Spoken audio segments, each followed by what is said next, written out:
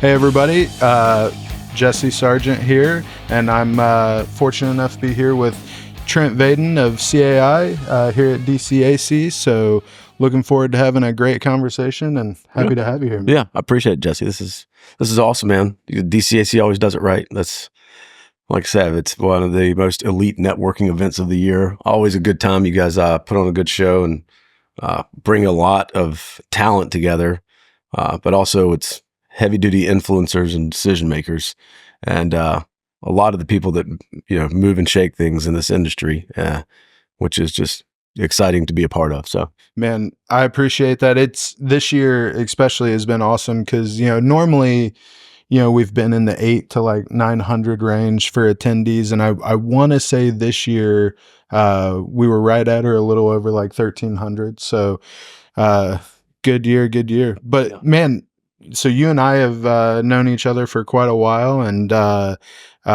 what it goes back to like Align days, right? It does, yeah. When I was with Comrent coming in the industry, and this kind of speaks to what you guys ultimately turned into with Overwatch and helping people transition from one section of life into the data center industry. But I can remember you and Kirk when I was at Comrent, and I was slinging load banks and just started doing my LinkedIn homework and figuring out some of the hotbed areas and who to call on. So you guys were a little higher up than signing off the POs for load banks at that point, but I just was calling everybody. And I remember calling you or Kirk or both of you guys over the course of a week or so, and like, hey man, it's Trent Vaden with Comrent. And he goes, who? Trent Vaden, Comrent. I'm doing load banks. And to y'all's credit, never once were like, God, that's way beneath me at this point, or, a little farther down the chain. You guys were very, very helpful to say, okay, appreciate you reaching out. Here's who you want to be talking to with regards to where load banks come in the life cycle of data centers. So helped me transition into the data center industry in my early foray. So like I said, helping folks and transitioning folks into this industry it's not just an Overwatch mission. You guys have lived that since the beginning, I feel like, which is really cool. I appreciate that, man. Yeah. I mean, if you look at it, we have two exponential threats to our industry, and it's people and power. Mm-hmm. And, getting people into the space is critical. And honestly, you're an example of it. Like I came out of the military, went and learned a little bit of HVAC, and then somebody was like, you want to go build data centers? And I'm like, I have no idea what that is, but yeah, I'm in, and it just goes to show, like, anybody can come in here, and if you have the right work ethic, I mean, the sky's the limit. And so you're at CAI now. Yep. You want to tell us a little bit about that? Yeah. So full scale commissioning. We consider ourselves a data center services firm, not just data center commissioning, but it was a natural sort of transition to come from the load bank industry, where the mission critical testing equipment comes in during the commissioning phases. So I'd seen a lot of L4, L5 stuff being done at that time with bringing in the equipment. So when I was with Comrent, we were doing some great things. We inked a big deal with Microsoft to do their fleet management agreement, and procure all their load banks, sort of store them and do all the QA QC and go through. So that was a really big deal for us. And then Sunbelt, those guys are fantastic. Give those dudes a shout. I love Aaron. Yeah, he's a fantastic guy. Aaron, Steve, Jeremy, all those guys, man. And then so Sunbelt came and purchased Comrent. And so we're doing some of the alignment stuff and getting everybody sort of where they were going to be sitting in new regions and under new hierarchy structure. And a lot of seats, or a lot of heads with not too many seats on the life raft when you pull those two companies together. So we're going to kind of move around, and I wanted to stay specifically in the data center and mission critical space. And CAI had a spot opening for the business development director, so it was sort of a natural transition.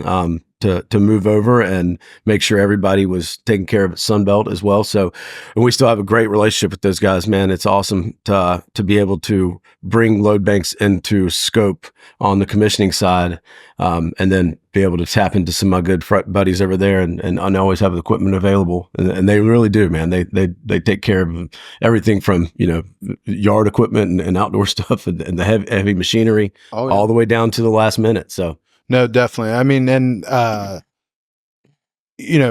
two things. One, people don't realize how there are just so many critical components that go into not just building a data center, but commissioning it, getting it ready to operate, having it being ready for a client. I mean, there's so many avenues that you can come into this industry, and the thing that I love the most, and it's what you were saying too, like, even though maybe you were going to do something different, you still wanted to stay in data centers, right? And I've always been the same way. I mean, I started out as a mechanical contractor, was a GC, was an owner's rep, worked as an owner operator, and now with Overwatch, like, they're just, whether it's safety, cost control, scheduling, I mean, the list goes on and on of just all the opportunities that are in this space. And people don't realize when we talk about, like, that one of the exponential threats being labor, right?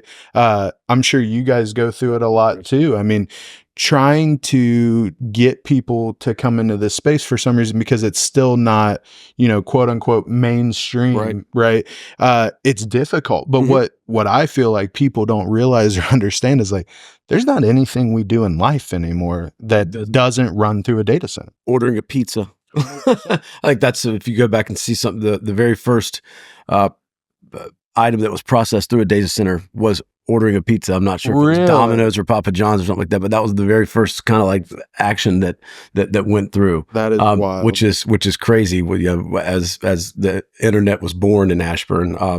But yeah, we get to see so many things on the commissioning side. Again, whether it's contractors, vendors, the end users, owners, operators, like I said, the scheduling and the logistics and stuff that goes into from breaking ground to delivering IST, it's wild how many people touch that life cycle and how many various vendors. But yeah, so at CAI, we're really about a rigorous approach and, like, early risk mitigation. So being involved early is gigantic to help everybody stay on that schedule and hit those milestones.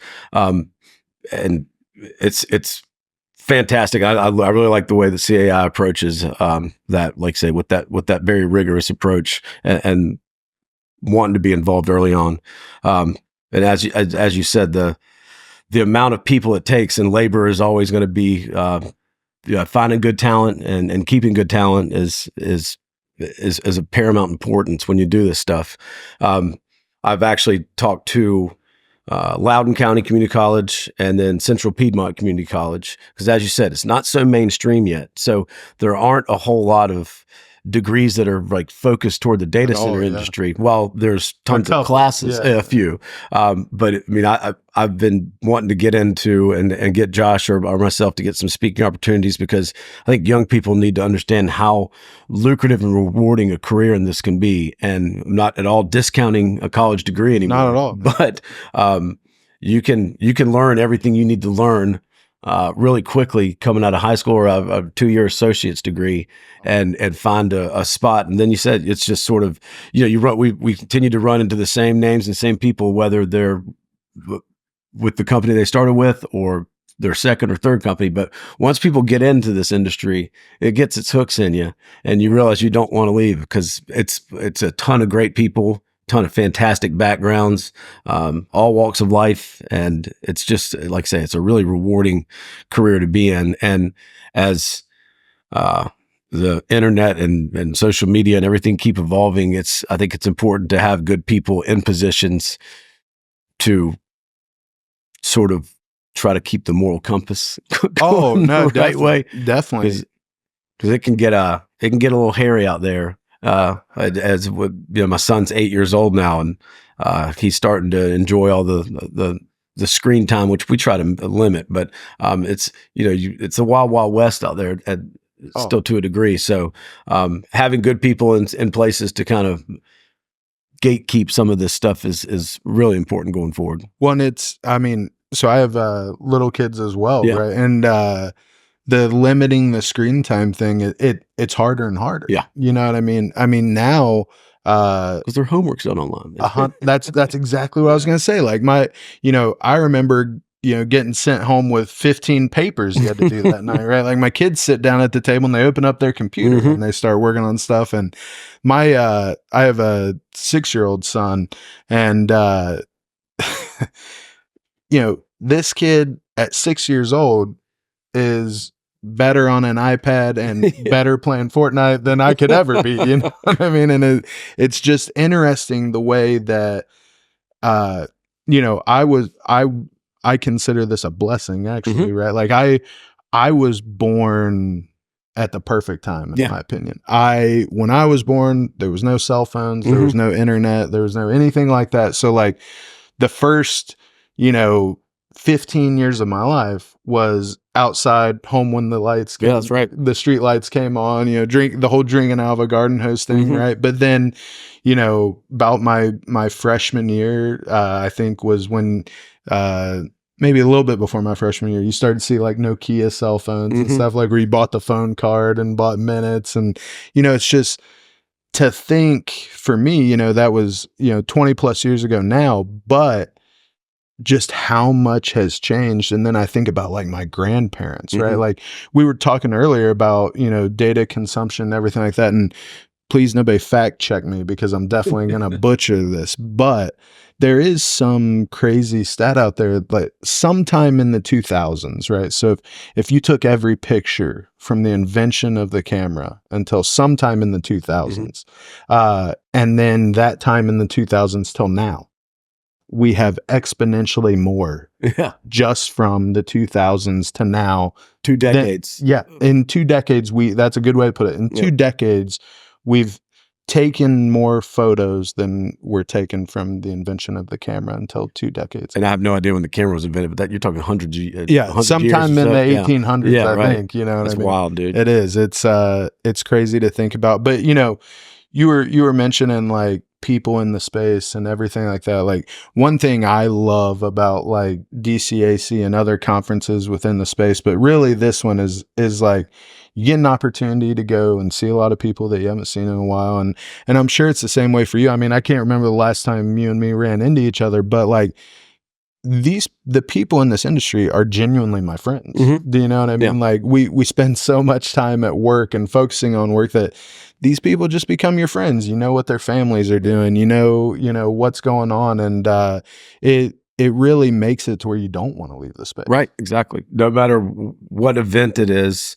in whatever city around the country, I know people who live there permanently, and I've become friends with their wives, and like in Austin here, for example, I go see Curtis out at the house all the time. I go see Joanne, and it's just really cool that to, like I say, make genuine friends in this industry. So my wife will give me a hard time. She's like, "You're just going to go, going to a conference. You're going to go see so and so and go so and so." Like, yeah, you darn right I am. And that makes work not so work laden, because we're getting a bunch done.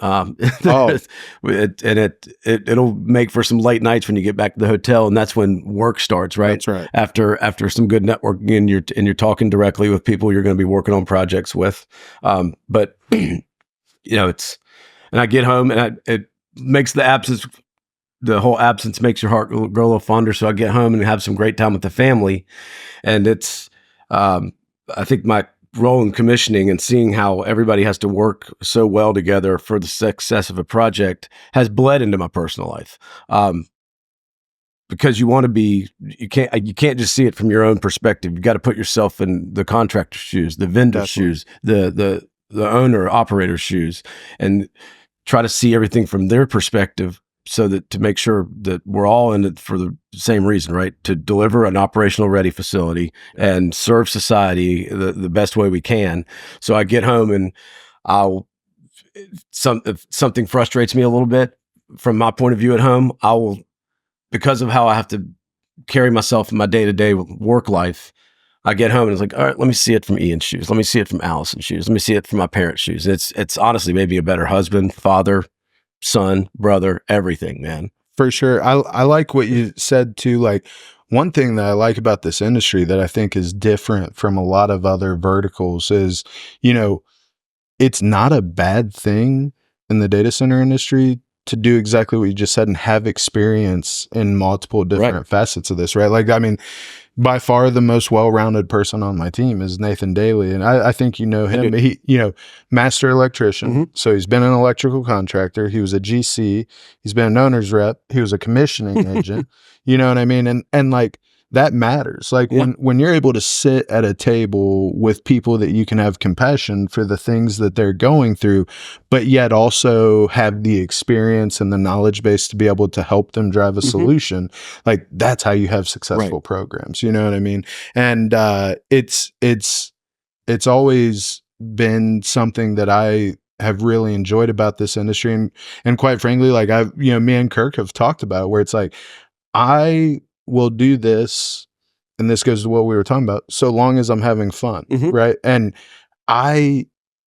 in the last 12 years, I can't think of a day that I woke up that I was like, God, I got to go to work today. You know what I mean? Like, I genuinely love what we do. And I believe that majority of the people in this space, like probably well over the majority, feel exactly the same way. Right. And I think that's why you have such a good time and everything like that. But let's go back to CAI for a minute. You mentioned something a second ago about, getting involved early and everything like that. And, it's funny how much things have changed over like the past 10 years. You know what I mean? Like 10 years ago, it was like, all right, well, I don't need the commissioning agent yet. Like they'll come in towards the end and everything like that. Check some boxes. Yeah, exactly. But, it has gotten to the point where, these things are so complex and the things that we're building that I prefer to have the commissioning agent in early, because it just, I've found you run into a lot less issues at the end. Right. And I have a saying that slow is smooth and smooth is fast. Right. And we all know, it's a speed to market game and everything like that. And so, bringing people in at the right time, and even if there's not an abundance of work at the beginning, just having the ability to have a smooth process all the way through ultimately leads to a faster product delivery. Right. And as we take on a number of projects that are, ongoing at the same time, sure, I'm not going to maybe not plant somebody there for 18 months, but, you're going to run to this site for a while during, to go do some factory witness testing. Let's make sure that all the equipment is operating as designed before it leaves the factory. Then, set in place, get it to the site. Obviously, first of con checklists and make sure everything's working there. Then that's obviously when you get into some of the construction stuff.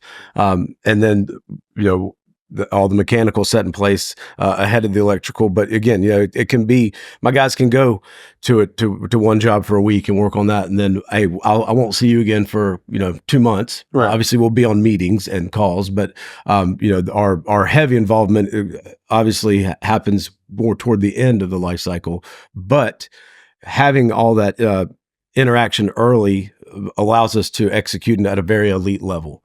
And planning is key. Planning is king. Planning is crucial. So as you said, it's early involvement and it's communication, man. Communication is key, and it's just got to be total buy-in from all aspects. And like I said, that doesn't have to be just nonstop 40 hours a week at a job early on, but it's just involvement at different levels is just gigantic. And that's really what CAI's approach is. Anything we can identify early on will make the back end, like I said, smooth is slow and slow is fast. Definitely. Are you guys slow is smooth? Smooth. Yeah. Are you guys finding that, more and more clients are buying into that? Yes, and that, absolutely. They see the value in it. That's right. It's becoming if you want to get your Curtison's DCI or IDCA guys, that they're doing the efficacy score ratings and G ratings of data centers, and you have to have that third party validation to come in, and that's what's going to drive your score rating and efficacy score, which it varies depending on if you're building a government data center or just going into a fiduciary institution and kind of building an internal data center for them. You need different levels and different score ratings, obviously, but we're the value that truly elite commissioning agent brings is much more recognized, I think, now than, like say, 10 years ago. Yeah. Where for you guys, where are you guys sourcing most of your people? Like, are you guys getting a lot of people out like the military and college, or are you finding it is more people like moving around within the space? So we base our thing off the Navy nuclear model, right? And that's what everybody, this seems like there's a lot of that going on in this industry. And it's a great thing to have a civilian life, work-life balance for those people coming out of the military, and where they can apply their principles and knowledge into this. So, I mean, as well as I do, and I'm not a veteran myself, but checklists and processes save lives where these guys 100%. Come from. Yep. And so we do tend to look there as our first source. We also have CAI has a big pharma and life sciences presence as well, which is still done under the Navy nuclear model, but we have a ton of agents over there that are finding themselves wanting to get into the data center space because it's a little more dynamic. Sure. And it's not all clean rooms and white spaces for the manufacturing of drugs and whatnot. But it's the principles apply and move around. But we will find some people that will be at an EC or an MC or a GC that want to come over and get into the commissioning because they see that side of it and the ability to kind of move around and see different sites in different parts of the country. It's sort of a mixed bag. And we've done some work with you guys with the Overwatch guys, and you guys have put together a wonderful program to, like I say, transition people in. So those guys are well prepared and have a really solid background. So, like I said, good talent's hard to find. It can be hard to find. So we're not picky from where that good talent comes from. We've found, especially the Navy nuke or like your Air Force Power Gen Pro guys, those guys just do a phenomenal job in commissioning operations type roles because, like you said, they're very, if you're on a nuclear submarine and you're 500 feet underwater, 1,000 feet underwater, and you turn the wrong valve, right? That becomes a compressed can real quick, right? And then so like we have found that those type of technical roles within the military translate perfectly into commissioning and operations because, like you said, it's very checklist SOP oriented, right? And then we have found that combat roles within the military make phenomenal project managers. That's a quick decision making, and it is, and it's also like I will never forget. I had the privilege to work for Andrew Shapp for a couple years at Line Data Center, and he was real upset one day because I wasn't like freaking out and real upset about something, with some issues we were having or whatever. And I said, I'm not getting shot at. Nobody's gonna die today. Everybody's gonna go home. Like, this is a problem we can figure out. Right. You know what I mean? And so we found that, having, combat type roles within the military where you're used to, you still have, your SOPs and your checklists and everything like that. But, Mike Tyson put it best. Everyone has a plan until you get punched in the face. Right. And it's very similar in that regard, where it's like, project managers, they get punched in the face a lot. We talked about how complex these programs are, how many moving parts there are, and your project managers are really responsible for coordinating and trying to keep everyone on the same page when it comes to those things, and having the ability to approach everybody in a calm manner and say, hey, let's get the right people in the room. Let's have a conversation. Like, we can figure these problems out. And we found that they do a really good job with that. So it's just like, I don't think people understand, and you were hitting on it a little bit earlier, like, you don't need a master's in computer science to build data centers, right? Like, we like to say this industry is not lacking in genius and intelligence, right? Or people that will tell you how smart they are. Exactly. It may lack in leadership and courage in some areas sometimes, and military people, that's what they're bred to do. Right. I'm excited to hear the keynote today. He's the sniper. The names escape me right now, but I think his topic is going to be just the leadership, a touch on leadership. It's Mike Sorelli. That's right. Yeah. That's it. Yeah. So Mike's an awesome dude. I'm very much looking forward to that, and I know Josh is as well. But yeah, you can just keep going back to it. It's that the rigorous approach, and being able to be calm and level headed. So, like I said, that not being shot at, right, and knowing that everybody's going to go home to their families that evening, puts a different perspective on it. But you're still applying the principles of that rigorous approach, and just striving for elite execution. I keep going back to that, but that's sort of, it's true, man. And today too, we have Wade Vincent speaking, right? And I had the privilege of catching up with him a little bit this morning, and the other thing about this space that I truly love and enjoy, and I think it's the reason that it keeps my ADHD mind locked into it, is just when you think you have it figured out, the pivot. Whole new designs, whole new,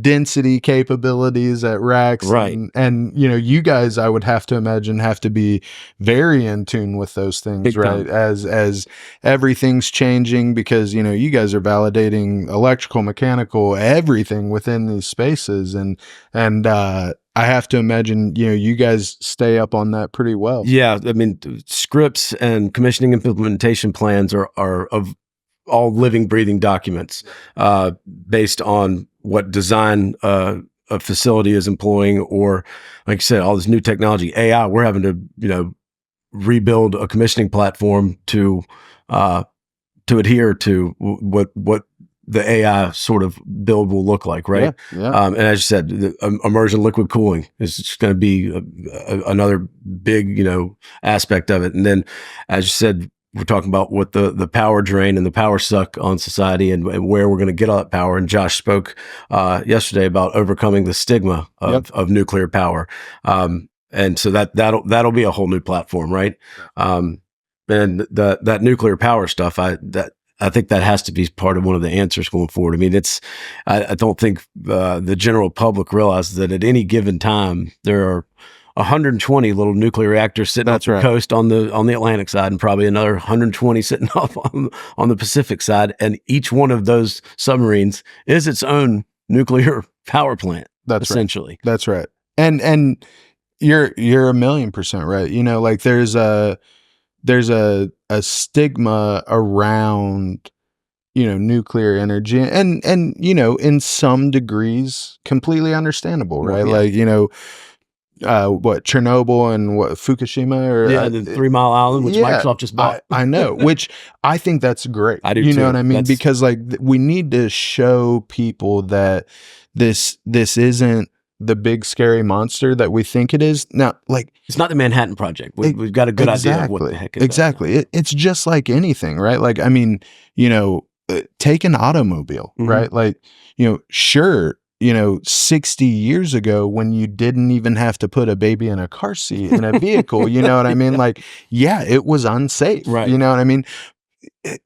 To your point, there are nuclear reactors all over the world. Yeah. All over the world.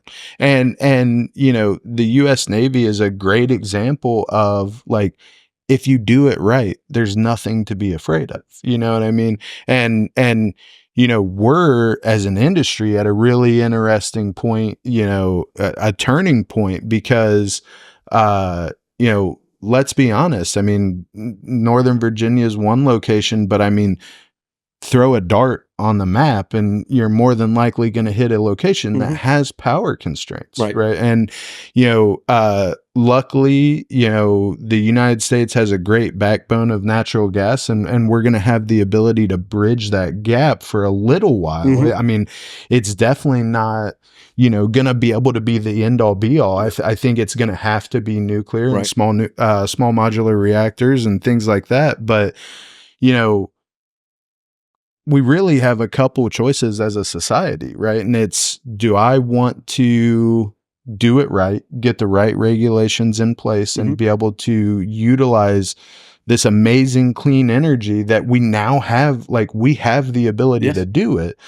Do we do that? Or, is Trent going to be okay with, hey man, you can only watch Netflix from 2 to 3:30 today? You know what I mean? Or you can only, check out so many Facebook pictures at a time. And we're really just at the beginning of it. Like, when you think of like ChatGPT and things like that, like, I can assure you there are already things 100 times more powerful than ChatGPT. Absolutely. It's a technology that exists.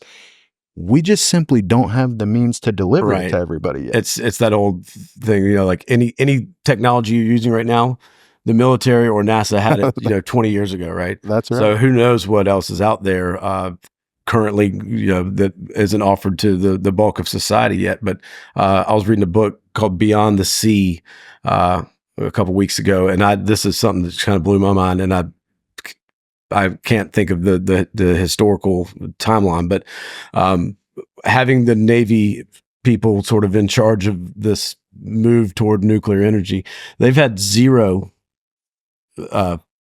massive incidences and failures on using nuclear power, 100%. Which is just blows my mind. It does, and what a great track record. 100%. And like, please let them be in charge. I was in the military. You know what I mean? Like, it ain't made up of all PhDs, you know what I'm saying? Like, I guess in my case, maybe a public high school diploma, but it's the technology's there, the safe practices are there, and we have the ability to do it. And it's inevitable, right? I mean, the adoption of technology is inevitable. Everyone at some point wants something that is, one, going to make them more connected to the individuals that they don't get to be around all the time, but two, also, the applications are limitless. You know what I mean? Like, who wouldn't want a computer that maybe has the ability to one day cure cancer or things like this? And it's data centers, it's power, and it's people that we need to make those things happen. And it has to be on 24 hours a day, 7 days a week, 365 days a year. That's right. So as the need for the power to keep these things live and to continue this technological evolution, we also have to evolve mentally and sort of acceptance of, hey, in order to do this, we're going to have to keep exploring other avenues. So, like I say, I think the nuclear power thing is a big answer for that stuff going forward. And I'm glad to see the topic being discussed more and more and brought to in the public eye of society, and say, hey, it's not as scary as you think it is. It's not. And you learn from mistakes. Obviously these are those mistakes that we're pointing out to are massive critical events. Yes. Yeah. But if it had been a small sort of failure, maybe you don't learn as much, right? You learn from the biggest mistakes, I feel like. And it's just it's exciting to be a part of it, right? And it is. You said something right there that, like, I think is key, and it's what we tell all of our people, like, failing, especially if you were involved in sports and things Yeah. like that when you were younger, losing and failing was a bad thing, right? And nobody wants to fail or lose, but to your point, like I'm a firm believer you can't learn how to be a good winner if you can't be a good loser. Absolutely, man. And Humility and learning from those mistakes. that's it. You learn the most from Yeah. making mistakes. And we tell all of our people, like, you're gonna make mistakes and we're gonna stand behind you and we're gonna be 100% behind it. The only thing we expect is let's not make the same mistake Right. twice. Yeah. You know what I Exactly. mean? And I think the Navy nuke program's a great example of that, right? Like, even as parents, man, we were talking about all the sports stuff your kids have going on, and Ian's 8. He's starting to get into sports now. Actually, even chess. He's starting to learn how to play chess, but I'm not going to let him beat me. Right. I want him to. That's right. I want him to learn and earn it. I know when I would play one-on-one basketball with my dad growing up, when I finally was able to beat him one-on-one, it was because I learned from all the different things I tried that couldn't beat my dad in basketball. And then, that I earned that, and all those learning experiences that I, pulled together, and, collectively in my brain, like, let's do this the right way. It applies to so many things in life. Yep. And as you said, I like to say, you can't learn to win until you learn to lose, and do it with humility, and just, be a good person about it. It helps you. And when you win, it's so satisfying. And in our data center industry, winning means delivering a facility, putting a plan in place and executing it. When you see it all go smoothly, that's just such a great feeling. And even if it takes some rough areas on projects, and by the time you get to we're doing a lot of the modular builds right now, right? Yeah. Small or quick hit. You should be able to, once you get a proper program in place, it should be rinse and repeat, especially at those smaller scales. But the first few builds, I can tell you right now, we're overcoming some hurdles in those first few builds. That's inevitable. Yeah. And now that we're kind of cranking out rolling out a model with a couple different people, that we're ready to just start implementing those programs wherever you want. Hey, where do you want a small center? Because now we've had our testing ground, we've had our training ground, and we're ready to just roll this out. So it's the concept of failing up, right? Yep. The modular thing has always been super interesting to me. I like, God, I don't know, 6-7 years ago, I was doing work with CyrusOne, and when they first started, like, the containerized electrical room solution and everything, and now, you can slide in a whole containerized, racks, the whole 9 yards. And it's cool the way that truly plug and play. It is. And that's what I truly genuinely like about this industry is, like, there was a time maybe where, like, people were set in their ways and they're like, we're going to do it this way because this is the way, switch centers did it. And it's the way it's always been. But, like, the industry has gotten really good, in my opinion, about being like, you know what? There's probably other ways we can do this. There's probably ways we can deliver it quicker. And with the day and age that we live in, the space we're building right now is already sold, right? Yeah. And it's like, so you have to find a way to continue to build quicker and more. And I feel like we've beat a dead horse a little bit, but it's just such an awesome space to be. It really is. Like I say, and the adopting the new methodologies, and as we said earlier, you're gonna as all this new technology continues to roll out, we have to evolve and continue to find the better ways of doing things, or the first time ways of doing things in this sort of new world we're living in. Those checklists, and we keep coming back to it, Jesse, but the rigorous checklists, and not skipping forward. You don't do step 3 until you do steps 2 and 1. Right. Even if you're like, oh, I've got a little downtime here. No, that's not the military model. It's very, very rigorous and standard operating procedures that are adhered to, and that's how you experience success. Definitely. with you and your transition throughout the space and everything like that, like if you had any advice to anybody that's listening right now on how to get into the space, or just taking the chance of coming into the industry, right? Like, what would you tell anybody? Yeah, that's interesting, because when I was in finance and was just done with it, not meant to live in a cubicle and crank out the same spreadsheets day after day and week after week. And I took a flyer to come over to this industry. I've heard from a couple of people who had been in the industry a while, the BVPI guys. Yeah. Jeremy's up and Kelly Decker and those guys. Yeah, they're fantastic, man. And that's another cool thing. I don't mean to pivot here, but no, you're good. There's so much work out there. Yeah.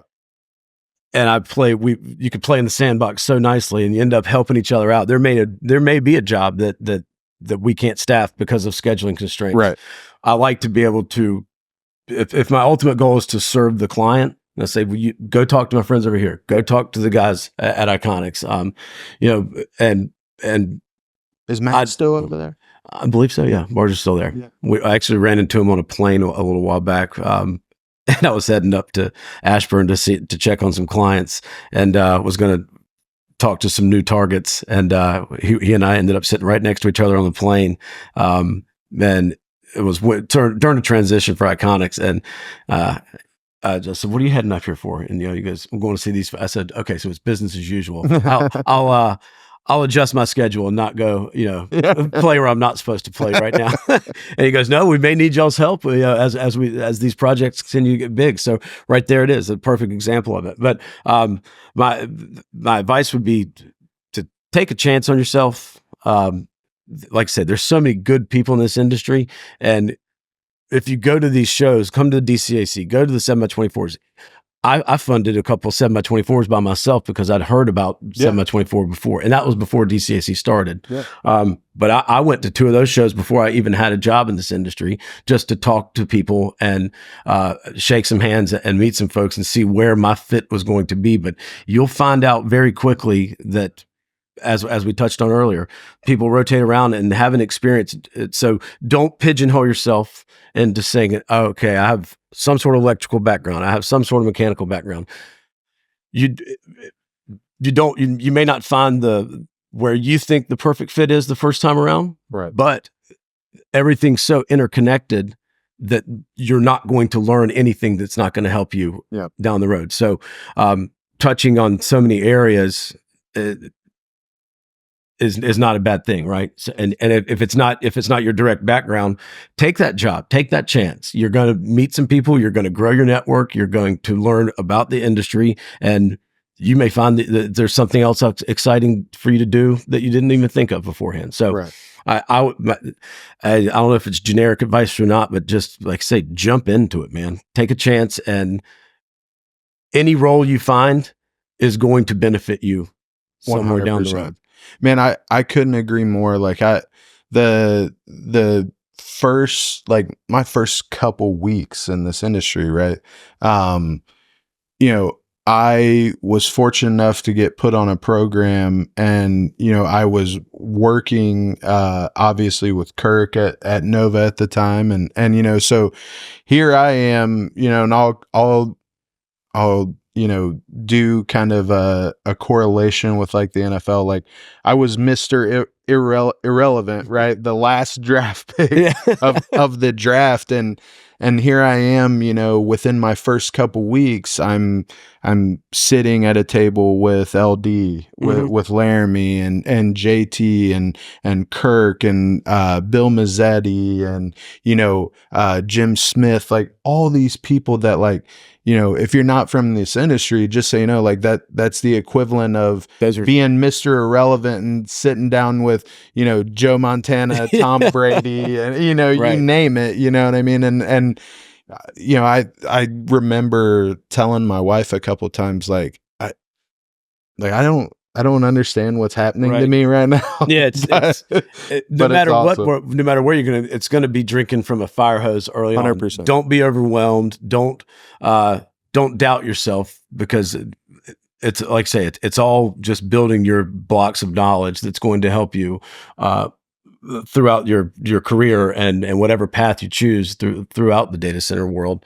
But yeah, I mean, dude, you'll find yourself very quickly in a room with heavy hitters eventually. It's inevitable. It is. And what I think like has meant the most to me is like never at one point, like not once, Did anyone make you feel like you didn't belong? exactly have one of them sat there and kind of been Yeah. like, who the hell's this dude? Like, Right. why is he here? You know what I mean? Mhm. They've been like, hey, I'm so and so, how can I help? Like, let's figure this out. You know what I mean? And I'm the kind of person, like, again, with the ADHD brain, like I had no idea what I wanted to do. Right? I mean, I've been a volunteer firefighter. I went to nursing school. You know, like I've done so many different things, and then I got here and into this vertical, and you know, I don't know if it was from sports or the military or what, or a combination of both, but like this is the most cohesive team vertical environment that I think I've ever been part of. It really feels like a family, like you said. It comes full circle to what we were talking about right at the beginning here. Is when I came in, I was just calling on guys that were probably, you know, way above what I was, who I needed to be calling, but no one made me feel like it was a bad thing that I was, you know, reaching out to these people. They just wanted to help and say, okay, I'm not the person you need to be talking to right now about this, but here's who you want to talk to. Here's the roles within an organization that you want to be reaching out to, because that's where your current role is going to touch this life cycle of this build. And like it just, like I say, it just feels like a family. Every event, every project, everybody's in it for the same goal. And I could not be more thrilled and just feel so blessed and fortunate to have landed in this industry. So I'm all about heralding this when I talk to other people. Take a chance on yourself. Get in here, and like I said, I really hope that there can be some more sort of targeted degrees, and in the, if it's community college space, or even if the associate's degree at colleges are typical four-year universities, that will kind of guide you toward this, because you could take so many classes that are already part of general course and college education curriculum that will build sort of around what you need to have as your background knowledge. Definitely. And I was fortunate enough, I got to speak at an event up in Ohio just a couple weeks ago, and the good thing is there's a lot of great people in our industry that are championing things like that, right? And trying to get it more mainstream. Like a conversation that we had there that I thought was really interesting is, you know, if you were to go into, you know, any elementary school today and, you know, ask kids, you know, what do you want to be when you grow up, right? Like it's and not that this is a bad thing. These are all great professions, but it's the same thing it was when I was a kid, and it's probably the same thing it was when you were a kid. You know, I want to be a doctor. I want to be a firefighter. I want to be a police officer. I want to astronaut. You know, you name it, right?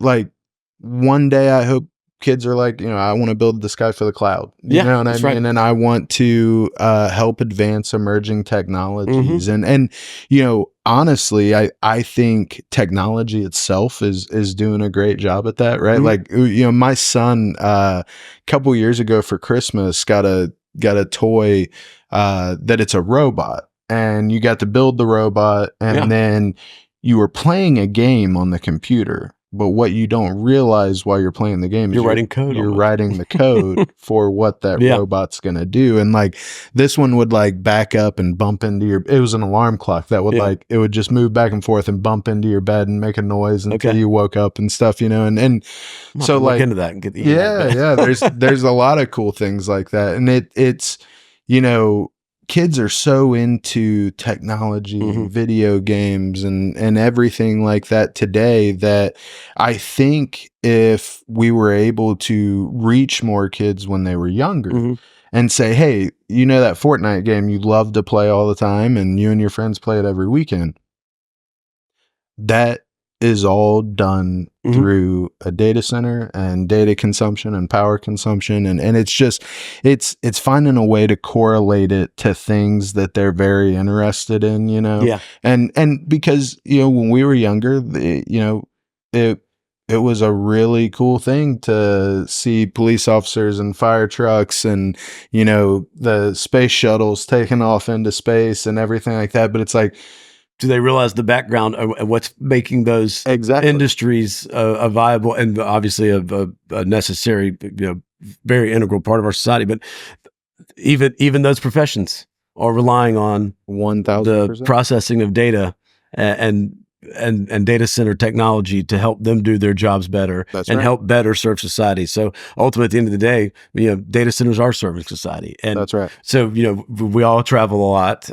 and so there is, you know, time missed at home. But when Ian's, you know, he'll get bummed and go, "Oh, you're leaving town." You're like, "Yeah, but you know that, you know, your homework or that iPad you're playing on, you know, somebody's got to go make it happen, boy." That's right. That's right. And certainly not me making it happen, but you know, just being Right. a part of it. But it is cool to be able to point that out to him, and have him sort of the light bulb turn on in his head that say, you know, like I say, no matter what profession or what you're interested in, it's the data center folks out there that are making it happen and making it happen faster and making it more accessible to them, and more fun, and you know, all that good stuff. Well, one thing that I try and tell people, and you know, being a commissioning agent, this definitely applies, right? Like if you're a young lady or a young man out there that isn't married, you don't have kids, you don't have like necessarily like roots dug in yet somewhere, man, how amazing are all the places we get to travel to? You know what I mean? The fun aspect of it, just to getting to see a lot of the country and interact with so many people, but also if this is our pitch to young people to come in, how lucrative an industry career can be, because if you don't have those roots and you're early starting out, and you know, ultimately everybody's going to gravitate toward having a family most of the time, but where you can really set yourself up financially if if you don't have a whole lot of expenses at home and you're on the road working with different people and just making a pretty substantial amount of money at a young age. And then when the time comes and you have got that experience and more young people are coming in to fill the roles that you've been in, and you get to set some roots, well, you're pretty set up to provide for your family at a very high level, which is what we all want to do, right? Is 1000 leave this world a better place than when we inherited it, and have our kids have the lifestyle that we want to provide for them, and move forward. So it's fantastic. I'll tell a real funny story with the CAI. And so it was toward the end of school last year, and the teacher's asking, you know, what are your summer plans and all this good stuff. And, you know, Ian tells his teacher, well, my dad travels a lot. You know, so we're going to go to the beach. We're going to do something, but my dad's on the road a lot. And so, the teacher called my wife that afternoon, and she goes, Miss Vaden, I'm not really sure what your husband does for a living, but if he does work for the CIA, you may not want Ian telling everybody. She goes, no, it's CAI. CAI. Dude. It is so funny. Even though it's some secretive stuff, dude. 100%. And I can't talk about it. He's like, well, he doesn't really talk about it. It is so funny you say that, because my wife, who is a saint, like I got 4 kids, and she has allowed me to go build a career and done a really good job, you know, at home with the kids and everything. But like, even still to this day, we will meet, you know, new people or something. And, you know, it eventually comes up as a topic of a conversation, you know, what do you do? And blah, blah, blah, blah. And my wife will be like, you know, I'm not really sure what he does. He claims that he builds data centers, but I think he either works for the cartel or the CIA, one of the two, because he's always going to crazy places and doing this or that. But you know, it's true. Like it's things like that I do want younger people to know. Like, I mean, I think you were at PTC this year. Yeah, and I was just getting ready to say there's also the fun aspect of the work-life balance that we have, which makes it great because, as you said, Allison will say the same things. Like, I'm not exactly sure what he does, but I know he plays a lot of golf and goes to a lot of dinners. That's right. That's right. I'm like, babe, somebody's got to do it. Yeah, right? well, you guys got second. Yeah, we did. Yeah, it was a fun time, but it was that's the part of it. You know, I think there's a really work hard, play hard aspect here. There is. There where we try to. I think everybody in this industry is great about it. From whether it's an employer standpoint or the employee standpoint, we know there's a work life balance. And you said it earlier. Not one day have I woke up since I started in the data center industry and been like, oh, I've got to go to work today. You know, some days are more laborious on working on a proposal, getting a bid together, negotiating a contract. Hey, we're in the throes of L4 right now, so it's going to be some heavy duty weeks to make sure we deliver here. But then what I would consider maybe the downtime is now it's back to some networking events, and it's the client engagement and client entertainment aspect of it. There's both sides of it, man. You see the really difficult weeks and long hours, and then there are the great events like DCAC and the 7x24s and the PTCs, and being able to take Allison to Hawaii. That's it. And then you'll hear people say, "Well, Hawaii, that must be tough." Well, I get that that's a huge perk of our job, but where else in the middle of January are you going to be able to attract that much talent and that many people that are C-suite level and decision makers? Might as well do it in Hawaii. It's brilliant. Yeah. And it's like. The busy side of it and everything, like it's just like anything else. Like it's not always sunshine and rainbows. Like that's not, I think, what anybody is trying to portray. Like, guys like us who have families and have younger kids, you do miss things, you know what I mean? Like there are things that you'll miss and there are sacrifices that you'll have to make. But like the way that I have always justified it in my mind, like I'm like second generation out of the coal mine, you know what I mean? And my whole family comes from Hazard and Harlan and everything like that. And maybe one or two people in my family have been college educated and things like that. But like the way I justify it is like, for me, my family didn't have the means to send me to college and get a degree and things like that. And, so I went the military route and like, but the way I justify is like, and I think the military is a great route and I will actually encourage my kids to go the military route. But if they don't, Dad's going to be able to provide a way for you to go to college too. You know what I mean? Like I justify missing things now as being able to open more doors for them as they get older. Well said. And this space is a great way to do it too. I mean, how many people do we know in this space that their brother or their sister or somebody they've been able to get into this industry? Like Kirk and I talk all the time with Overwatch, like, one day it may be cool. One day, if his son or my son or, somebody sits in one of these seats here and it's been a great space to get into. Yeah. And I've met people like you. I've met majority of people that I consider my friends in this space today. And it's just been